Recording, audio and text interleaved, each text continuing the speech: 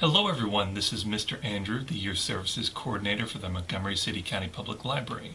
Welcome to this year's summer reading program for 2021, Tales and Tales, and our animal story times that we'll be doing each week for you at home. We're going to start today with a story about zoos in general, because zoos are a great place to go and see and learn about animals all over the place. After we read a story about a zoo, we're also going to go and talk to Miss Danielle Crow, who is the education curator at the Montgomery Zoo, to learn about why zoos are so important for us to have, because they do more than just housing animals. They help teach about animals, and they do all kinds of different things. So we're going to go there after we do our book. But first we're going to read Wild About Books by Judy Sierra, with pictures by Mark Brown. Wild About Books.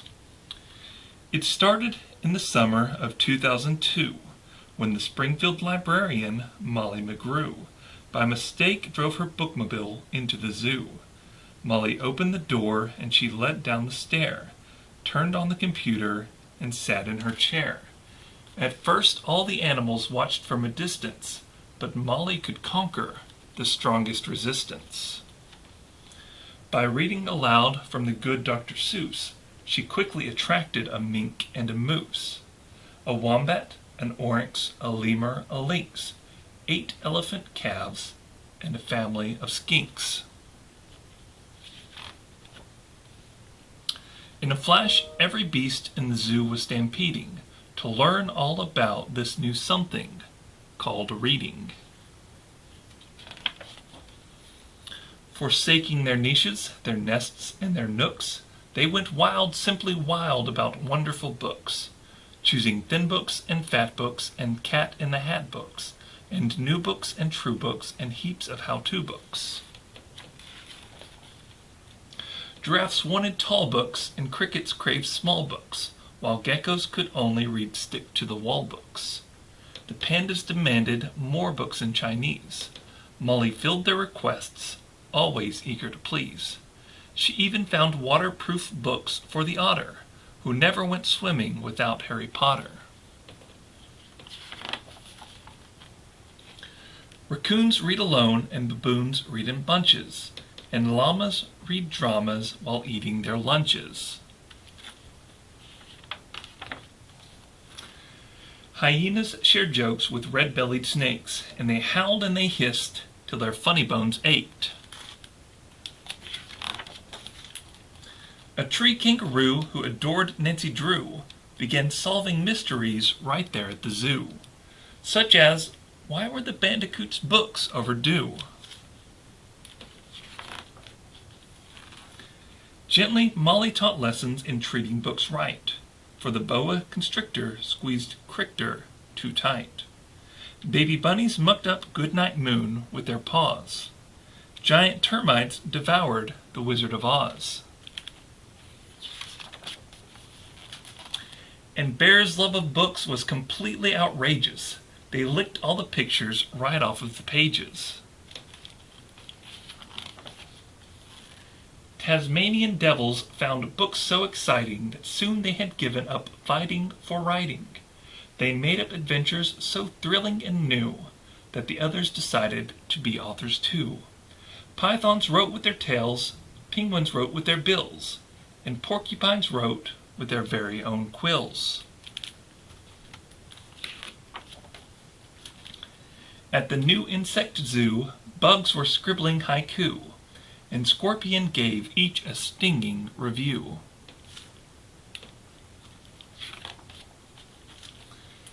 As the cheetah's new novel began to take shape, he read chapters each night to the Barbary ape, and although the gazelle couldn't spell very well, like everyone else, she had stories to tell. Imagine the hippo's enormous surprise when her memoir was given the Zulitzer Prize. With so many new books, Molly knew what to do. She hired 12 beavers, a stork, and a gnu to build a branch library there at the zoo. Then the animals cried, "We can do it ourselves. We can check the books out. We can put them on shelves." And they did, and they do up to this very day. 3 cheers for the Zoobrary. Hip hip hooray! When you visit the zoo now, you surely won't mind if the animals seem just a bit hard to find. They're snug in their niches, their nests, and their nooks, going wild, simply wild, about wonderful books. The end. I hope you enjoyed our story today. Now we're going to go over to the zoo and talk, like I said, to Miss Danielle Crow, who's the education curator there. This is Mr. Andrew here at the Montgomery Zoo. I'm here with Danielle Crow, who is the education curator here at the zoo. And today we're going to talk just a little bit about what the zoo is and what the zoo does and why zoos are so important to all the different communities and all the different animals out there in the world. So Ms. Danielle, would you tell us a little bit about why zoos are so important? Absolutely. So zoos and aquariums are important because they're helping to educate the public about conservation and about individual species. It's important for us to realize why animals are important and what animals are doing for us out in the world, and it gives us a chance to share with people conservation efforts that we can do from our own homes that are going to help wild animals. So zoos not only are helping us to educate though, but they're also helping to ensure species continue to thrive and survive. Because of zoos, we have species on Earth still that were at the brink of extinction at the beginning of our century. And zoos have helped us to be able to ensure that those animals can continue to thrive. Okay. So how does the Montgomery Zoo work with other zoos throughout the country and throughout the world to kind of help with those things? So we are a member of several different programs. One of them is called the Species Survival Plan, and that plan is designed by zoos and aquariums and then conducted out with each other, and we just kind of share information. We share animals to be able to ensure that the animals that are breeding appropriately and that we're not changing the DNA too much, or that we're not putting DNA too closely together, so that we are going to be able to help those animals continue to thrive in the wild. We also work pretty closely with several different other organizations that are doing very similar kind of things. Okay. So what can we as people who live here in Montgomery and the Montgomery area do to help you guys at the Montgomery Zoo? What can we do to help? That's a great question. So there's lots of things you can do. With your visits to the zoo, you're actually helping us with those conservation efforts. But we also do many different events throughout the year that are fundraising events that are not only giving us funds to be able to better the zoo and to beautify the zoo, but it's also, there are fundraising efforts we do for conservation societies and organizations. One example is this coming up this June. It's June 19th is World Giraffe Day. And so we're going to be doing lots of different fundraising here at the zoo that's going to go directly back to the World Giraffe Fund to be able to help with giraffe conservation. Okay. So is there anything specific that the zoo's working on right now to raise money for? Yeah, actually we are. You know, a lot of our big events like Zoo Weekend and Zoobilation are fundraising events that go to our particular exhibits and displays that we want to have here at the zoo. And all of our fundraising currently is going toward a new reptile facility. Okay. So we are working on creating a bigger, better reptile facility that's going to house a lot of really interesting reptiles in the future to come. Anything else you can tell us about the zoo, or just anything you want to share with everybody who's watching this about, you know, why they should get invested in this? Absolutely. So the zoo, not only is it something that is helping with conservation and with species betterment and survival, but it's a great place for you to come with your family and your friends to be able to socialize.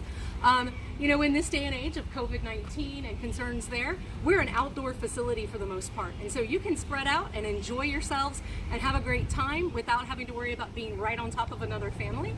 And you can come out and get to see lots of animals doing lots of fun things, as well as enjoying our playground and letting the kids run and play. But if you can't make it out to the zoo, or let's say you're a school group or a church group and you have a function coming up that you would like to have some zoo animals out, we also have a program for that. Our education department actually goes out to churches and schools and community events, and we bring animals to meet people, and we talk about those animals and the conservation efforts for those animals.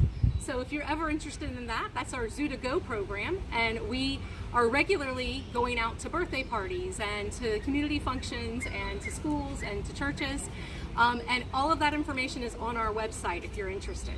All right. Thank you so much Thank for having us here you. today. We're so happy to have the library out. The library is an important thing for our community, and we're glad that we were able to partner with you guys to be able to provide some fun, exciting stuff for kids this summer. So keep on reading.